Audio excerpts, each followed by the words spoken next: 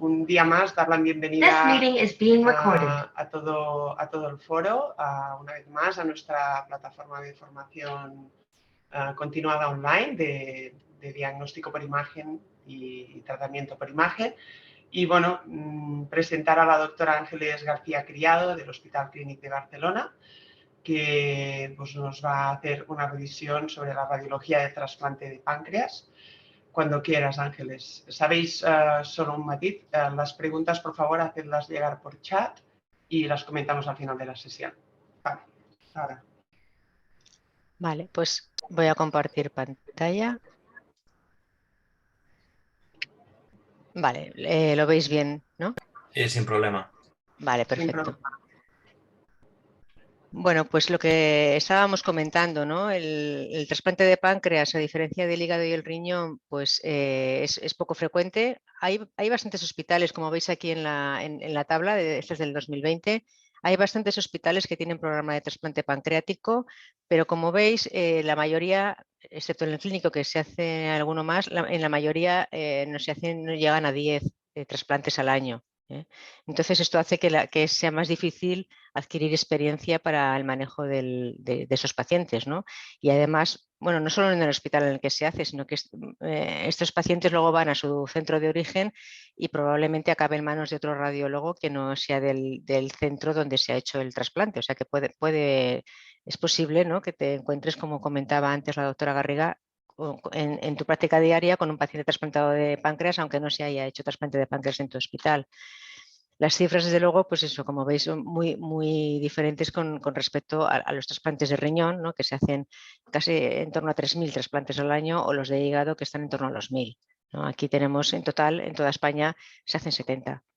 Este es el gran problema para poder adquirir una experiencia suficiente, ¿no? Inicialmente, cuando se empezó a hacer el trasplante de páncreas, la técnica que se utilizaba era la que se representa en este esquema, ¿no? Los vasos arteriales se unían a la arteria esplénica y los venosos a la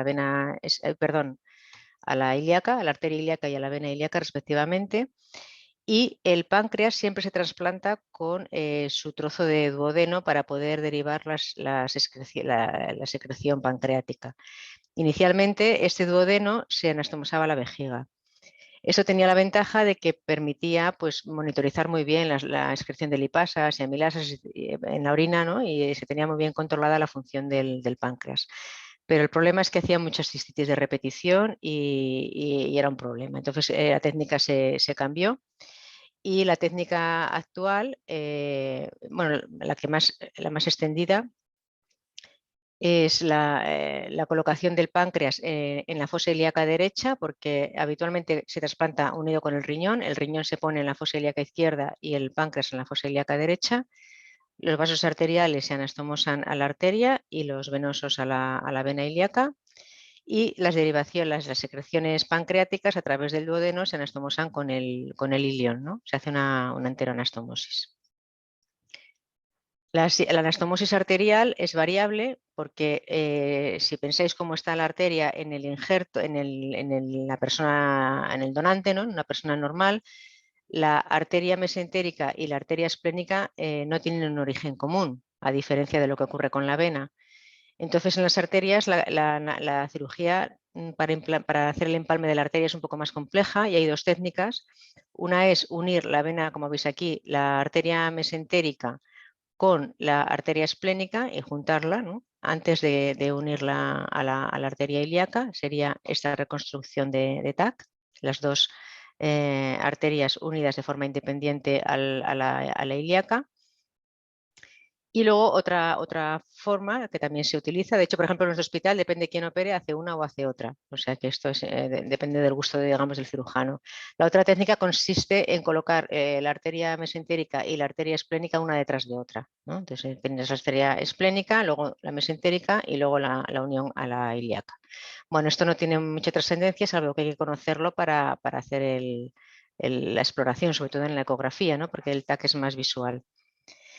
Hace muy pocos años se ha introducido esta nueva técnica que no se utiliza en todos los centros, que luego os explicaré un poco más de ella. Consiste en colocar el injerto en vez de colocarlo en posición intraperitoneal, aquí en la fosa ilíaca derecha, que es lo que se viene haciendo habitualmente, en esta nueva técnica se coloca el páncreas en situación retroperitoneal, detrás del colon, y la anastomosis de los vasos se hace un poquito más alta, la vena se anastomosa a la vena cava y la arteria generalmente se sigue anastomosando a la arteria ilíaca. Y el cambio más importante es que el asa duodenal del donante se anastomosa con el duodeno del receptor, o sea, es una duodenostomía, y esto es mucho más fisiológico que la enteroanastomosis. Y además, técnicamente para el cirujano es más fácil y tiene menos complicaciones a largo plazo.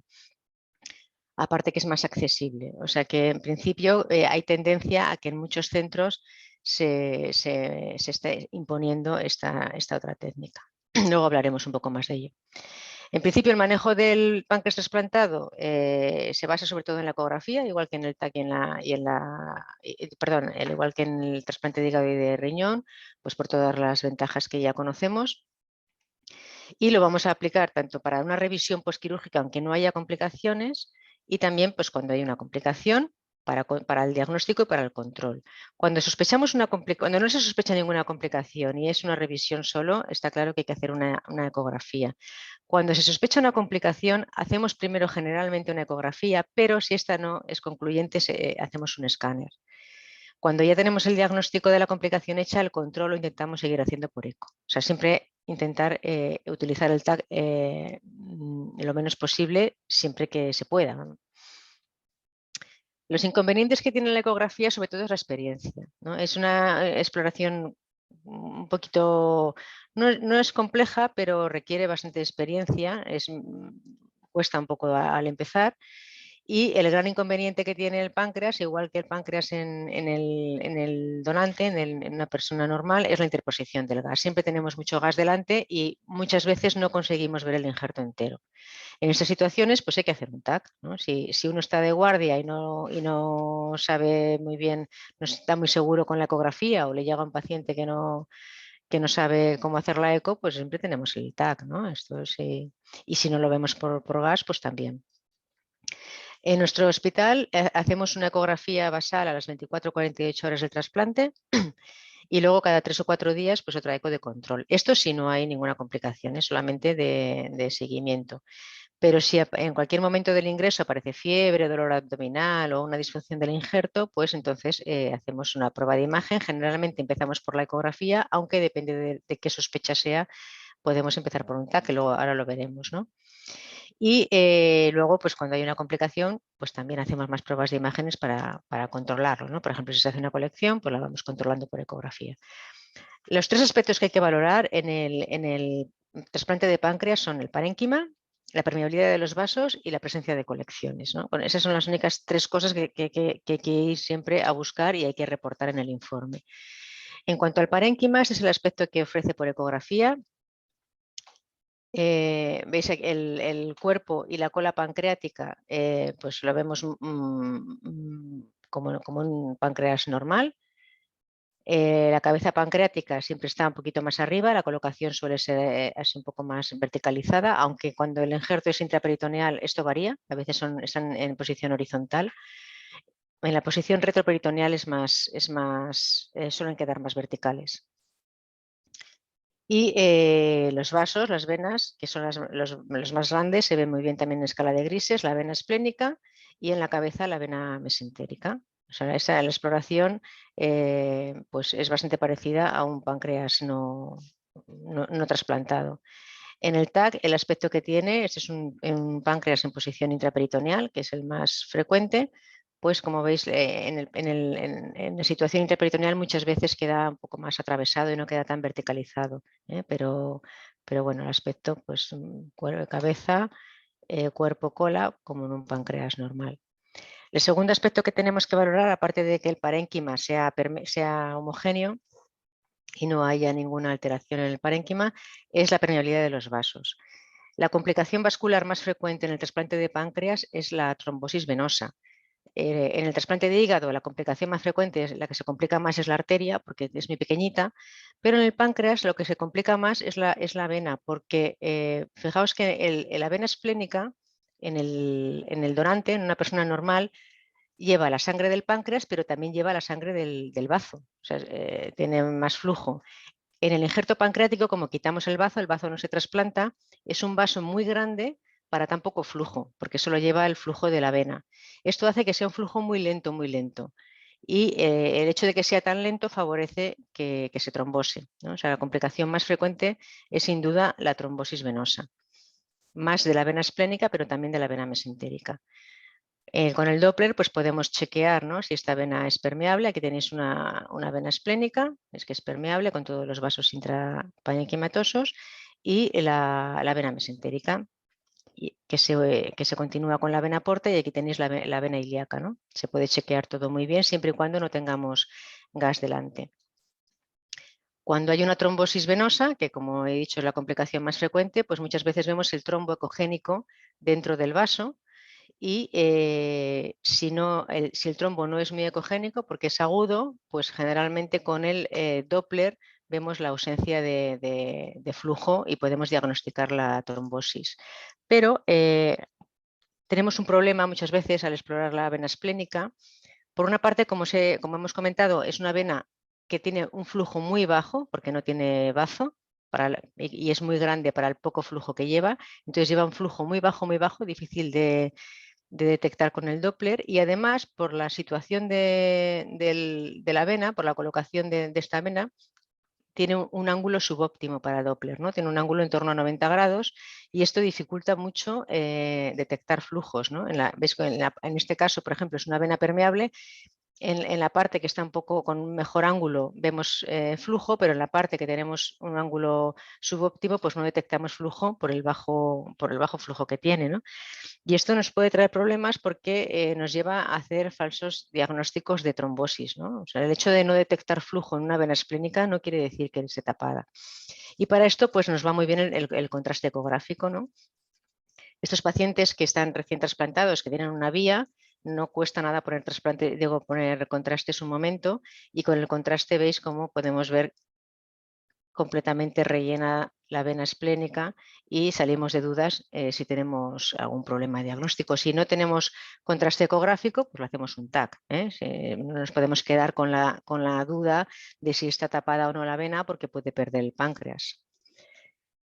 Aquí os enseño un caso. Fijaos, este páncreas trasplantado, esta es la vena esplénica. Fijaos el Doppler, que lo tengo con unos PRFs, una escala bajísima, y no detecto flujo. Parece que está tapado, incluso con el Power Doppler no hay flujo. En principio lo daríamos de trombosis, pero si veis con el contraste esta vena se rellena, tiene flujo, o sea, no es una trombosis. Es decir, que no podemos asegurar que hay un trombo cuando no hay Doppler, o hay que confirmarlo con contraste o con un TAC, a no ser que veamos el trombo ya ecogénico dentro. Yo me refiero cuando no se ve ni trombo ni flujo, ¿no? En un estudio retrospectivo que hicimos hace un par de años, en el que estuvimos mirando las venas que nosotros no detectábamos flujo, a ver cuántos había trombosis y cuánto no. En la mitad de ellos ya veíamos que en escala de grises que había un trombo dentro porque era un poquito ecogénico, pero en la mitad de los pacientes no detectábamos flujo con el Doppler, pero tampoco veíamos el trombo. Y al poner el contraste, pues como veis, la mayoría, la vena era permeable. Solo 8 de los 30 había una trombosis. Es decir, que muy importante no hacer falsos diagnósticos de trombosis en la vena esplénica. Cuando hay una trombosis completa, pues incluso con el contraste ecográfico pues no se ve flujo, ¿no? Y esto es la sensibilidad es de prácticamente el 100%. O sea, va muy bien el contraste ecográfico. Y también para las trombosis parciales. ¿Veis? Aquí hay una vena que no se rellena con el Doppler a pesar de tener una escala muy baja. Y al poner el contraste vemos que una parte de la vena sí que es permeable, pero que hay una parte que no se rellena, que es una trombosis parcial. En estos casos, cuando hay una trombosis parcial de la vena, se puede hacer una trombectomía y los resultados son muy buenos, se puede limpiar muy bien el trombo. Cuando la trombosis es completa, no, pero para las trombosis parciales sí. Además, el contraste ecográfico para las trombosis parciales nos va muy bien para poderlo medir y poderlo controlar, ¿no? Porque cuando el trombo es muy pequeñito, luego os enseñaré en nuestro protocolo, cuando el trombo es muy pequeño, lo que hacemos es simplemente dar anticoagulación y hacemos un control. Y si le hemos hecho el contraste, hemos podido delimitar bien el trombo, nos permite ver si está respondiendo bien a la heparina o el trombo está creciendo, ¿no? Que en ese caso habría que actuar y hacer algo más agresivo como una trombectomía.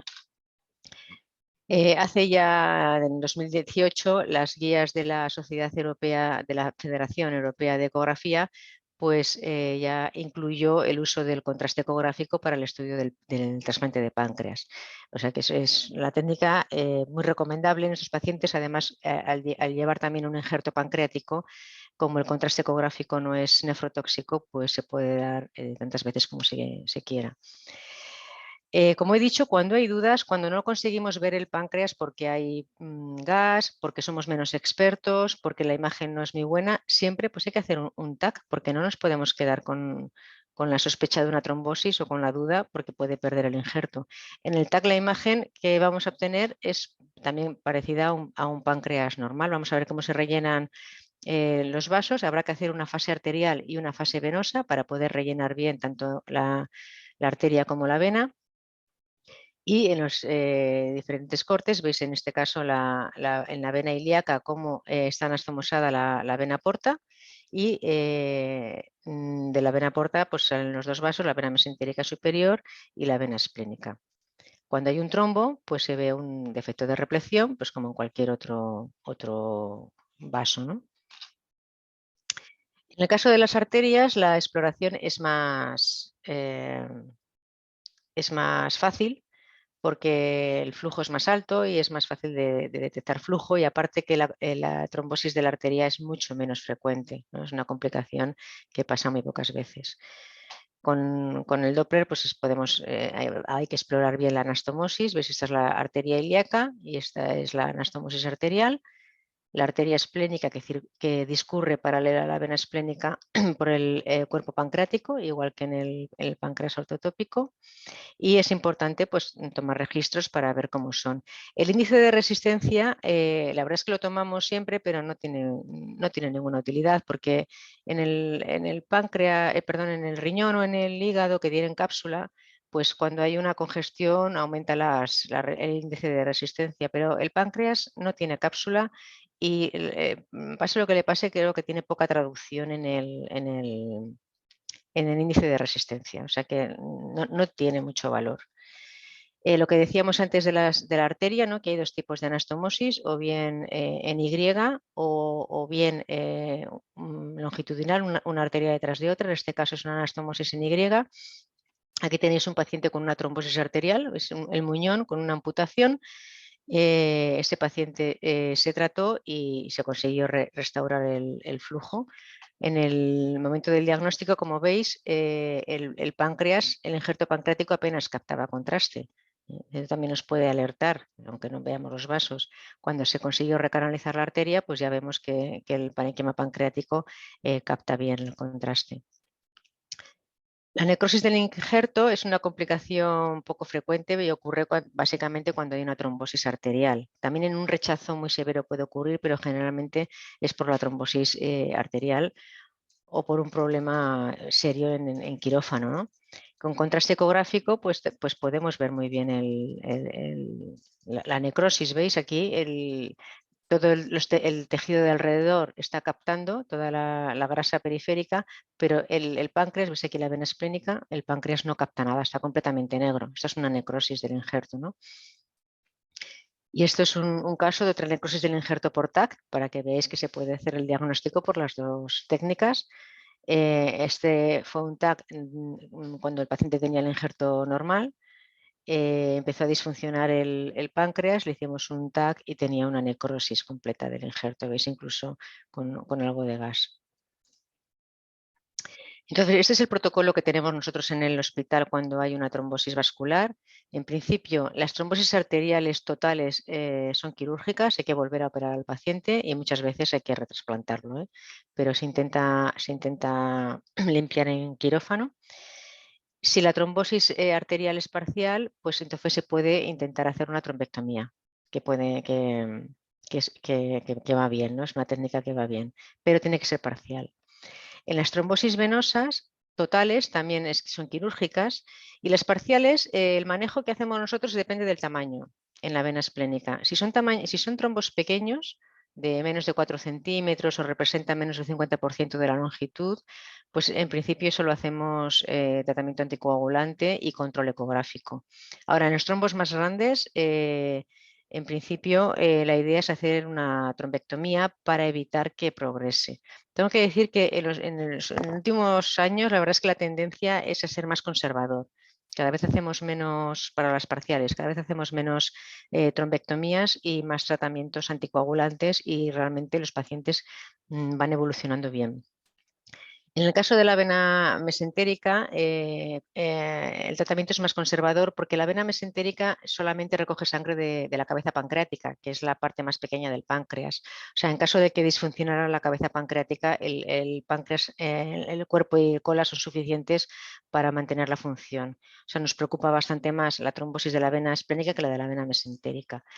En principio, si no es quirúrgico ni subsidiario de una trombectomía, hay que hacer controles ecográficos. O sea, si anticoagulamos al paciente, pues control cada 2-3 días para ver que ese trombón no está progresando y no vaya a hacer una trombosis completa, que entonces sí que puede perder el injerto.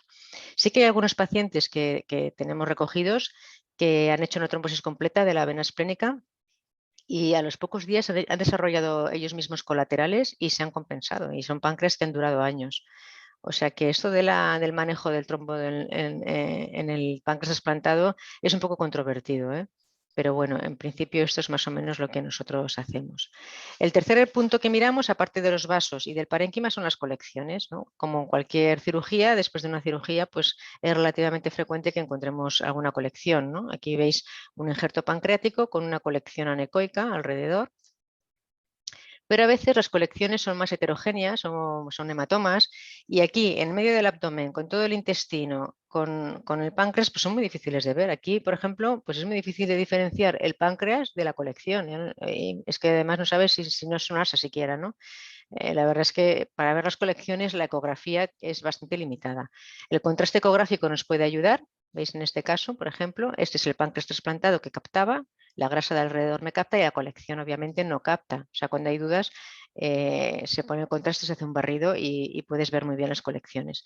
Pero de todas formas el TAC siempre es mejor para ver las colecciones en el injerto pancreático. Fijaos, por ejemplo, esta colección aquí con una ecografía pues sería imposible de ver, ¿eh? O sea que muchas veces las colecciones en la eco pasan desapercibidas por lo que están ocultas por gas, pero también porque se camuflan, ¿no? No las distinguimos muy bien de las asas intestinales. O sea, cuando hay una sospecha de colección, siempre es mejor hacer un TAC. Es en este caso, por ejemplo, el páncreas con una pequeña colección muy densa, esto es un hematoma. En una ecografía sería muy difícil detectar ver este hematoma y además diferenciarlo de la grasa de alrededor y de todo. A veces sí, pero muchas veces nos los comemos. Entre las complicaciones que puede haber en el páncreas trasplantado, además de las propias quirúrgicas, pues hay otras complicaciones, aparte de las vasculares que hemos dicho y las colecciones, como es la pancreatitis, ¿no? Es relativamente frecuente que un paciente pueda desarrollar una pancreatitis a los pocos días del trasplante. Se inflama este páncreas y la clínica es como una pancreatitis de un paciente sano y la técnica de imagen de elección, pues igual que en un paciente no trasplantado, pues es el TAC, ¿no? Y los criterios diagnósticos, pues los mismos que para el TAC. Otra posible complicación es la necrosis del asa de duodeno que es del donante, ¿no? Que va con el injerto. Este duodeno, este trocito de asa, a veces no está bien vascularizado, al hacer el implante no se vasculariza muy bien y acaba necrosándose. Cuando hay sospecha de esto, desde luego la técnica de elección, como cualquier complicación aguda del tubo, es el TAC, ¿no? Y en el TAC vamos a ver un asa unida al injerto, pues de paredes engrosadas, incluso que puede tener gas, y muchas veces vamos a ver fuga de los jugos pancreáticos a la cavidad abdominal e incluso neumoperitoneo. En cuanto al rechazo, ya para acabar, es una complicación pues, la más frecuente ya una vez pasados los primeros días, y tenemos siempre problemas para diagnosticarlo porque no tiene ninguna traducción en las pruebas de imagen. Cuando hay sospecha de rechazo, se puede hacer una biopsia. Nosotros hacemos biopsias del trasplante pancreático. De hecho, las hacemos cuando hay sospecha de rechazo y también de forma protocolizada para detectar el rechazo precoz. Los hacemos con una aguja automática de 18G y generalmente con un único pase muy pequeñito. Hay suficiente para hacer el diagnóstico. Si no, pues hacemos un segundo pase. Pero en principio intentamos hacer solo un pase y bueno, es una biopsia que es muy vamos, que tiene muy pocas complicaciones, es de muy bajo riesgo. Pero bueno, hay que tener muy claro que no tengo una asa interpuesta, hay que ver que no hay un gran vaso pancreático que pueda lesionar. La verdad es que se tarda bastante en llegar a hacerla porque te lo tienes que mirar todo bien, pero luego la técnica, pues bueno, como veis, es como cualquier otra biopsia. En un estudio retrospectivo analizando las biopsias de los últimos años, pues como veis la accesibilidad pues está en torno al 70%, o sea, hay casi un 30% de pacientes, o bueno, una cuarta parte de los pacientes en los que no tenemos acceso al páncreas porque hay intestino por delante. En la mayoría de las veces. A veces puede ser, nos ha pasado porque algún paciente que tenía muchos vasos, generalmente son pacientes que han hecho una trombosis, esta que os explicaba antes, ¿no? Que tenían una trombosis completa y han desarrollado colaterales y entonces pues no nos hemos atrevido a hacer la biopsia. En algún caso, pacientes con un injerto ya trasplantado de hace mucho tiempo, con sospecha de rechazo crónico, como hemos dicho al principio, que el injerto se atrofia, se hace más pequeño y no era posible hacer la biopsia. Y en algún caso pues no la hemos hecho pues, porque no es que la interposición de líquido sea una contraindicación, sino que son pacientes que tienen un páncreas pues inflamado, con pancreatitis o con algún problema y hemos considerado que no le iba a venir nada bien una biopsia, ¿no? En el 2021 hemos ampliado un poquito la muestra y la accesibilidad, pues, como veis, es un poquito más alta, pero aún así todo, el 20% de los pacientes no tenemos acceso. Como os he dicho, la biopsia de páncreas hay que pensárselo un poquito para tener claro dónde lo voy a hacer, ¿no? Para no lesionar ninguna asa ni ningún vaso, y pues para esto hace falta un poco de una curva de aprendizaje, ¿no? Aunque ahora tenemos la accesibilidad, la tasa de accesibilidad en torno al 70-80%, pues al principio, como veis, pues lo hacíamos el 30-40% de las que nos pedían, ¿no? Todo nos parecía imposible, pero bueno, solo es insistir. Es que en todas estas que hemos hecho, que es más de 200, solamente se nos ha complicado un paciente que fue un sangrado autolimitado. Lo pasamos al TAC y cuando llegó al TAC ya no sangraba, ¿no? Fue un hematoma. O sea, realmente es una técnica que no se complica casi. En el año 2016 en nuestro hospital se cambió la técnica y se empezó a colocar el injerto en posición retroperitoneal, como os he explicado al principio. De esta forma el injerto queda en posición vertical y el duodeno del donante se une al duodeno del receptor. Yo el día que lo presentaron en sesión, que iban a cambiar la técnica, pues me enfadé porque pensé, digo, bueno, vamos a ver, nos está costando hacer biopsias cuando la posición es intraperitoneal por las asas intestinales. Si lo colocáis en posición retroperitoneal, en las que además de asas intestinales tengo el colon delante, o es que no vamos a poder biopsiar ningún paciente. Pero realmente me equivoqué, porque el acceso es incluso mejor para las retroperitoneales que las intraperitoneales. Ves que ahora recientemente hemos analizado la tasa de accesibilidad en el grupo de pacientes de colocación intraperitoneal en relación a los retroperitoneales y, como veis, es mayor. O sea, podemos hacer la biopsia mucho más fácilmente en los retroperitoneales. Y esto en gran parte es porque al estar colocados más altos, si no tenemos acceso anterior, porque están las asas de intestino y el colon, podemos intentar un abordaje lateral o posterior, incluso a través del psoas. porque está el más alto. En el intraperitoneal no podemos porque está colocado en la fosa. Entonces por detrás tenemos la cresta ilíaca y no podemos acceder. Pero en el retroperitoneal sí que se puede acceder por detrás, con lo cual esto nos ha hecho que la tasa de accesibilidad aumente en relación a la colocación intraperitoneal. ¿Veis? Como veis, un porcentaje alto de las derivaciones duodenales, o sea, de la colocación retroperitoneal, los hemos hecho por vía lateral o en decúbito prono. Si miramos solamente las que se hacen en posición en supino, pues la tasa de accesibilidad es parecida a las intraperitoneales. Y luego nada, ya en investigación, en esto estamos intentando con un FIS que nos dieron, intentar buscar formas de hacer el diagnóstico no invasivo del rechazo y estamos valorando pues tanto la elastografía como la cuantificación de contraste ecográfico. El estudio ya está terminado y bueno, nos falta valorar resultados, ¿no? Tanto de la elastografía como del contraste. Les ponemos un contraste ecográfico y grabamos un vídeo de 2 minutos y luego hacemos las curvas. Y ya veremos a ver qué resultados obtenemos. De entrada, la elastografía parece prometedor, pero el contraste ecográfico parece menos útil. Pero bueno, ya lo veremos a ver. Y ya para terminar, pues bueno, recordar que el manejo de las complicaciones del páncreas trasplantado, en principio, el manejo en general es por ecografía, pero también el TAC, sobre todo cuando hay sospecha de complicación.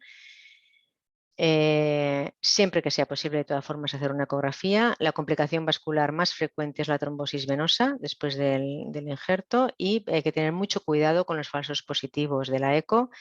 Cuando no se ve directamente el trombo hay que poner un contraste o bien ecográfico o bien por TAC para confirmar que realmente se ha tapado y anticoagular, porque claro, anticoagular a un paciente recién trasplantado si no tiene un trombo pues da pena porque muchas veces se complican con algún hematoma, o sea hay que tener clara la indicación. Cuando la complicación es una pancreatitis o un problema relacionado con el asado duodenal, pues en estos casos es mejor hacer de entrada ya un TAC porque nos va a ser más resolutivo. Que la biopsia del injerto pancreático es un procedimiento seguro y animo a los que tengáis plan de trasplante en vuestro hospital a que hagáis biopsias de páncreas cuando hay sospecha de rechazo, si es el caso. Y que la colocación retroperitoneal del injerto realmente no limita el acceso a las biopsias percutáneas. Esto es muy importante porque en algunos centros son reticentes a colocarlo por miedo a luego no poder biopsiarlos, pero realmente hemos visto que se puede hacer.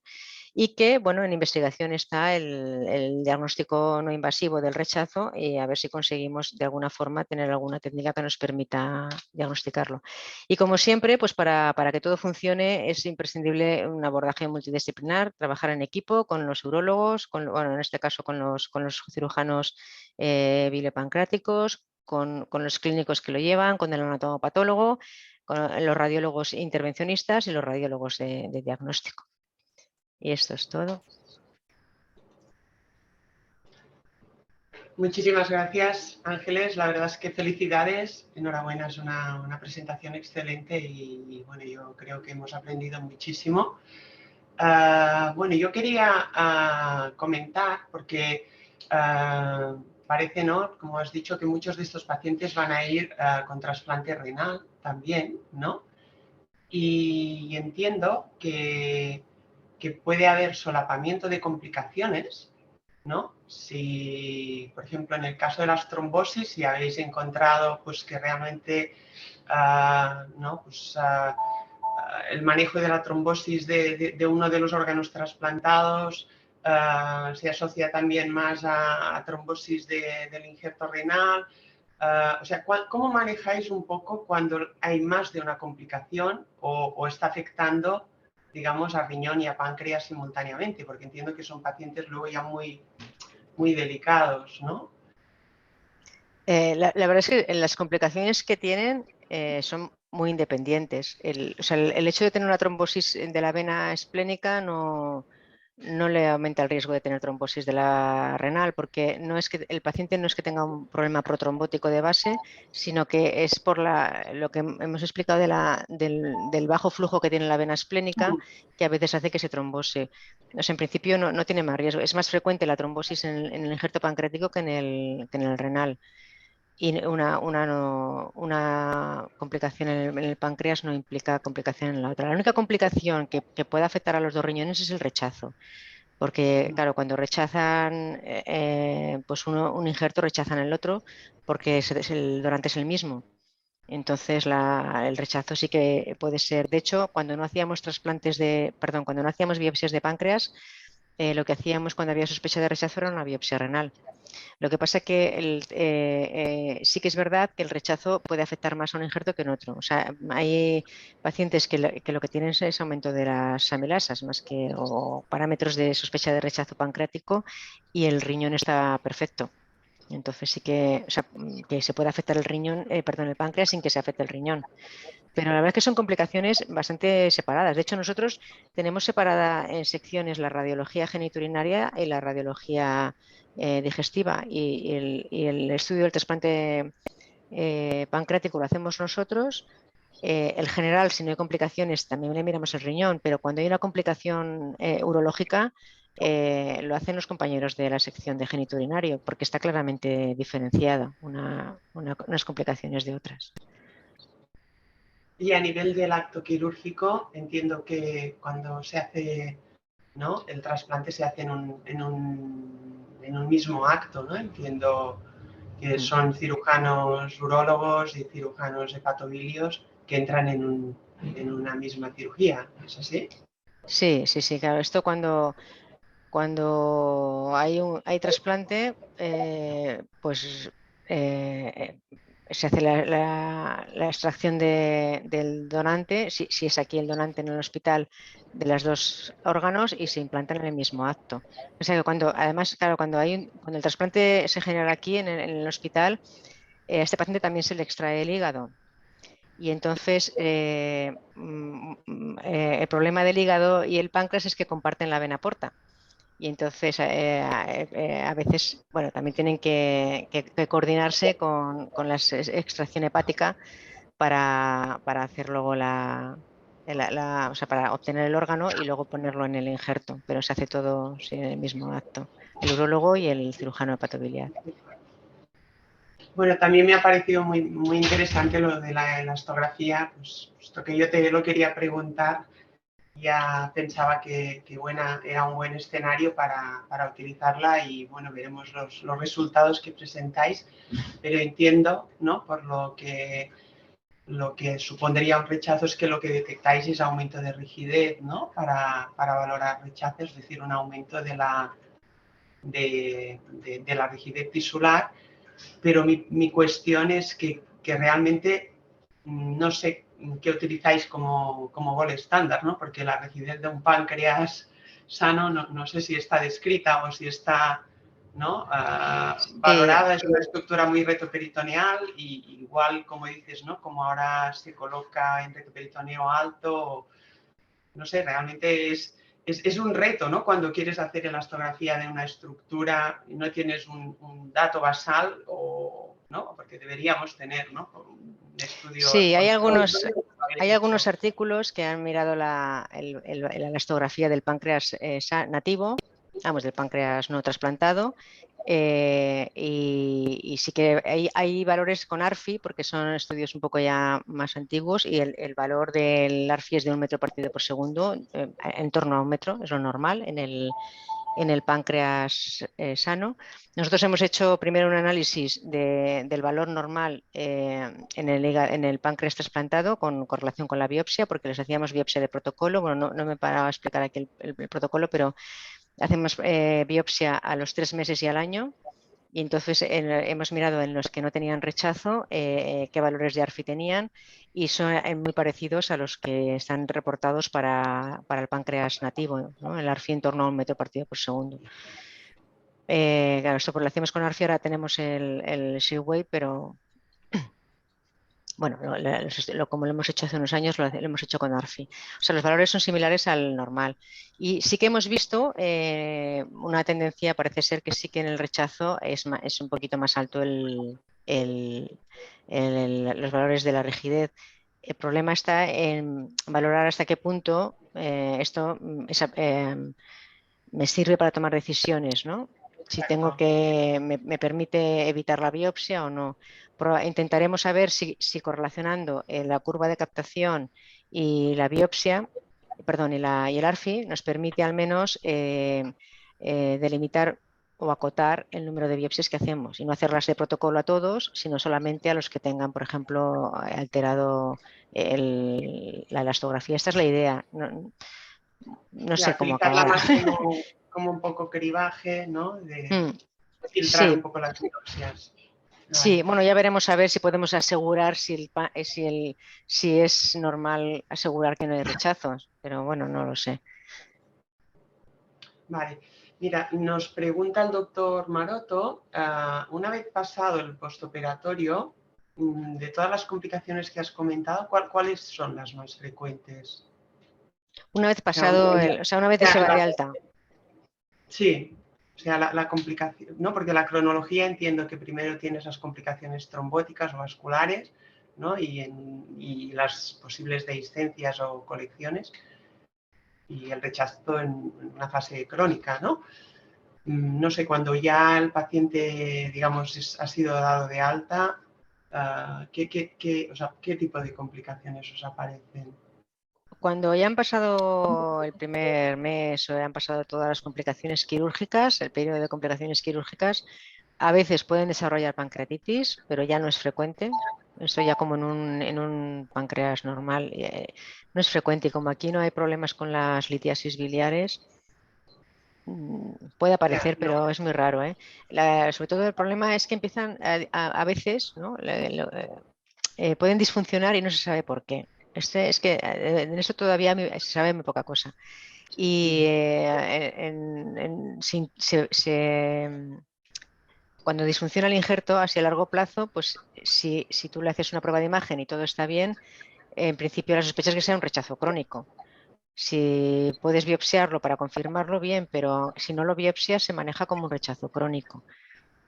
Pero otras causas de disfunción a largo plazo, aparte del rechazo, bueno, puede recidivar la diabetes, ¿eh? Esto sí que puede pasar. hablo de insuficiencia.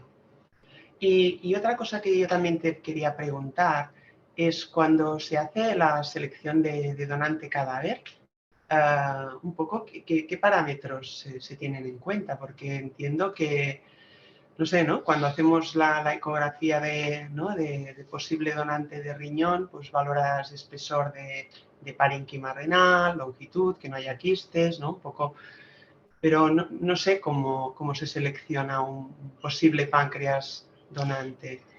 En principio, si el donante está, o sea, si no tiene ninguna otra patología, ¿no?, que se haya descartado y es candidato a trasplante de hígado o cualquier otra cosa, tienen que valorar cómo está ese injerto. O sea, cuando lo sacan, lo que Vale, más importa es que el cirujano lo valora y le mira el aspecto que tiene es y casi el tamaño y tal. macroscópico. Sí, Ya, porque claro, es que el páncreas es muy variable. O sea, hay gente más o menos joven que tiene el páncreas, pues una diabetes secundaria o obeso, bueno, que tiene mal aspecto ese páncreas, aunque el candidato pueda ser candidato para trasplante de hígado, por ejemplo, o de riñón, pero no siempre el páncreas les gusta, vaya. Pero no los valoramos por imagen previamente, ¿eh? O sea, vale. cuando lo miran ellos, deciden si lo ponen o no. Bueno, Ángeles, pues por mi parte ya paso el turno de palabra al doctor Pineda, que pues hace un poco, bueno, no sé si el doctor Maroto como experto quiere hacer algún comentario al ver. Bueno, el comentario no va a ser como experto porque nuestra experiencia, evidentemente estando en un centro en el que no hay programa de trasplantes, pues no hay ninguna experiencia, ¿no? Yo me quería sumar a las felicitaciones por tu excelente presentación. Yo creo que nos ha situado perfectamente en lo que es el papel del diagnóstico y el tratamiento por la imagen en el terreno del trasplante y del trasplante de páncreas, que como tú dices es más difícil coger experiencia que en los otros. No sé hasta qué punto los que no estamos en un centro de trasplantes tenemos que perderle un poco al respeto de si algún día nos aparece, pues, porque evidentemente estos enfermos vuelven a sus poblaciones de origen y pueden aparecer en cualquier centro. Y a lo mejor, normalmente en estos casos siempre tienes la tentación de decir, pues esto que se lo miren en el centro especializado. Pero bueno, pero claro, a lo mejor hay que hacer una atención inicial y hay que animarse pues y en este sentido yo creo que nos has puesto el panel al delante de las cosas que pueden suceder con estos trasplantes. Yo no sé cuál sería tu mensaje, ¿no? Es decir, nos hemos de animar a mirarlos, pero como que el tratamiento definitivo se va a hacer en su centro especializado, pues quizás no, uno va a empezar a pensar, pues esto que se lo miren los que saben. O no sé, Yo creo ¿qué que es nos mejor dirías? que se derive cuando hay ¿No? algo relativo al injerto. Pero bueno, a un paciente con un Claro, trasplante de riñón y páncreas le puedes hacer un TAC por otra cosa, ¿no? Y verle el injerto. Entonces, bueno, un poco saber lo normal está bien porque puedes encontrar a veces patología en el injerto pancreático que no se no, conoce. que no se Sí, sí. conoce, claro. Claro, porque son enfermos que se pueden complicar con cualquier otra cosa, como cualquier ciudadano, ¿no? Claro, sí, sí, le puede aparecer en cualquier momento, sí. Pues por mi parte, pues reiterar mi enhorabuena. Gracias. Gracias Vicky, gracias Albert. Yo creo que ha sido una sesión súper interesante. Por mi parte, felicitarte y sumarme a las felicitaciones de Albert y Vicky, porque para los que no entendemos del tema ha sido una sesión súper ilustrativa que nos ha dejado bien claro la utilidad de la ECO en estos pacientes, que la ECO debe ser la técnica prioritaria, pero ojo, si tenemos dudas, utilizar el TC, ¿no? Y que la principal complicación es la trombosis de la vena esplénica por ese problema que hay de discordancia entre volumen o calibre y volumen de flujo y que en caso de duda utilizar la eco con contraste porque también sirve para detectar los trombos. No olvidar otras complicaciones como las colecciones y las complicaciones a nivel del duodeno, que en estos casos sí que abogas por utilizar el TC como técnica de primera elección. Y que no tengamos miedo, bueno, en nuestro caso no, pero vosotros que no tenéis miedo a la hora de hacer las biopsias porque es seguro, pero que hay que seleccionar muy bien la vía de acceso y hacerla cuando realmente estás seguro. Y me ha gustado mucho esa vía que has abierto al final del posible diagnóstico no invasivo de la biopsia. Yo por mi parte, nada más, agradecerte mucho la presentación porque ha sido espectacular y sin más ya pues emplazaros para la sesión del próximo lunes. Muchas gracias, Ángeles. Muchas gracias a vosotros. Gracias, Ángeles, y buenos días. Buenos días a Adiós. todos.